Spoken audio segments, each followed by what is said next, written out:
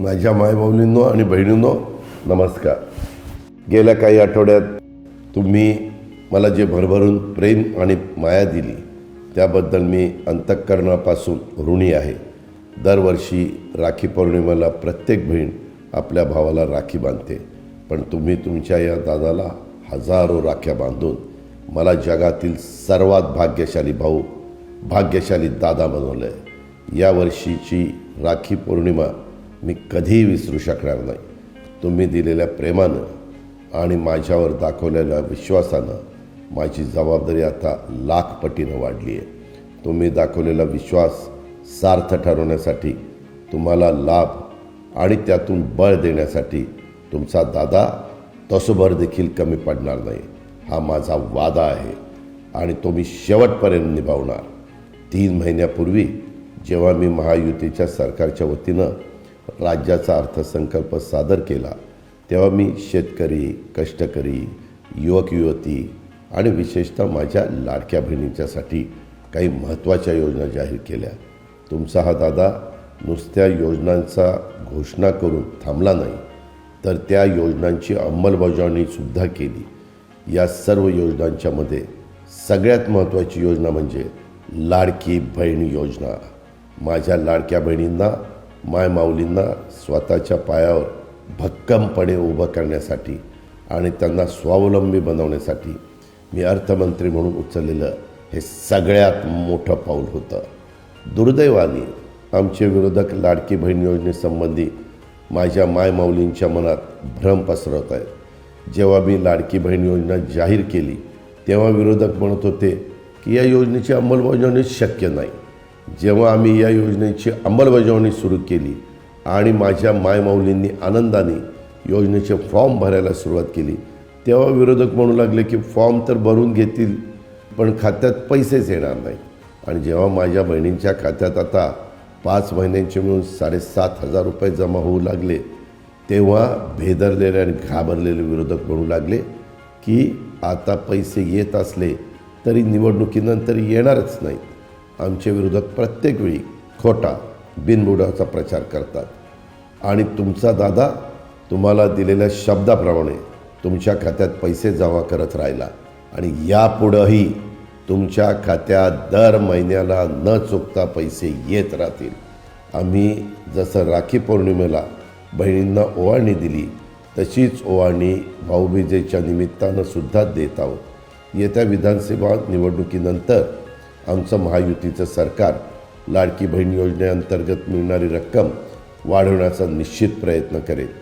हे राज्यातील मायमाऊली आणि बहिणींच्यासाठी उचललेलं एक ऐतिहासिक पाऊल असेल, याची माझ्या लाडक्या बहिणींनी नोंद घ्यावी. याला जोडूनच मी अजून एक महत्त्वाची गोष्ट माझ्या बहिणींना सांगू इच्छितो की माझ्या काही विरोधकांनी उघडपणे जाहीर केलं आहे की निवडणुका संपल्यानंतर ते ही योजना बंद करतील. महाराष्ट्रातील करोडो बहिणींना संसाराचा गाडा हाकण्यासाठी, मुलांच्या शिक्षणात मदत करण्यासाठी, त्यांना त्यांच्या पायावर सक्षमपणे उभं राहण्यास मदत करणाऱ्या लाडक्या बहीण योजनेला विरोधक बंद करण्याचं स्वप्न बघत आहेत. परंतु तुम्ही बांधलेल्या आणि पाठवलेल्या प्रत्येक राखीची शपथ घेऊन सांगतो, तुमचा दादा ही योजना बंद होऊ देणार नाही. निवडणुकीच्या वेळी विविध पक्ष एकमेकांवर अनेक आरोप करतात, एकमेकांच्यावर हल्ले देखील करतात, पण मला असं वाटतं की विरोधक लाडकी बहीण योजनेबद्दल खोटी माहिती पसरून मायमाऊलींचा अपमान करत आहेत, भीतीचं वातावरण पसरत आहेत. पूर्वी विरोधकांनी सांगितलं की पैसे मिळणारच नाही, आता ते म्हणत आहेत की पैसे का दिले जात आहेत. याचं उत्तर माझ्या भगिनींना द्यावं लागेल. विरोधक म्हणतात की महिलांना थेट पैसे देणं व्यर्थ आहे. त्यांना मी सांगू इच्छितो की मागच्या 2 महिन्यात मला हजारो बहिणी भेटल्या. काहींनी राखीसोबत पत्र पण पाठवलं.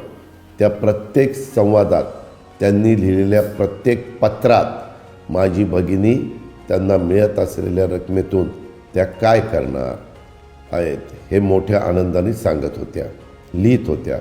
काहींनी तर सांगितलं या पैशातून छोटासा व्यवसाय करून आपल्या कुटुंबाला समृद्ध करण्याचा प्रयत्न करणार आहोत. एका माऊलींनी 2 महिन्याचे आलेले पैसे आणि त्यात आपले स्वतःचे काही पैसे जोडून एक शिलाई मशीन घेतली. ती आता तिच्या आजूबाजूच्या घरातील महिलांचं शिवणकाम करत आहे आणि त्यातून तिला बऱ्यापैकी पैसे मिळतील अशी माझी खात्री आहे. काही भगिनींनी सांगितलं की त्या या योजनेच्या पैशाचा वापर आपल्या मुलामुलींच्या शिक्षणावर, शैक्षणिक साहित्य विकत घेण्यावर करतायत. माझ्या एका भगिनीनं या पैशातून राखी पौर्णिमेच्या महिन्यात राखी बनवण्याचं साहित्य विकत घेऊन त्या राख्या बाजारात विकल्या आणि त्यातून चांगले पैसे जमवले आणि तेही हे सर्व काही मोठ्या आनंदाने मला सांगत होती. अशी हजारो उदाहरणं आम्हाला आज राज्यभर पाहायला मिळत आहेत. याचा आम्हाला सार्थ अभिमान आहे. महाराष्ट्रातील करोडो महिलांच्या स्वप्नांसाठी आणि त्यांच्या मुलामुलींच्यासाठी, भविष्यासाठी लाडकी बहीण योजना एक आधार बनत आहेत. याचा मला अत्यंत आनंद होत आहे. म्हणून विरोधकांना माझी हात जोडून विनंती आहे की तुम्हाला मला जी शिवीगाळ करायची आहे ती निश्चित करत राहा, पण लाडकी बहीण योजनेच्या माध्यमातून करोडो कुटुंबाचे स्वप्न जोडले गेले आहे. कृपया या योजनेसंदर्भात खोटी माहिती पसरून त्या स्वप्नांची राख रांगोळी करू नका. आणि मला खात्री आहे महाराष्ट्रातील माझ्या बहिणी, मायमाऊली ही योजना बंद करण्याचं स्वप्न बघणाऱ्यांना येत्या निवडणुकीत धडाच शिकवतील.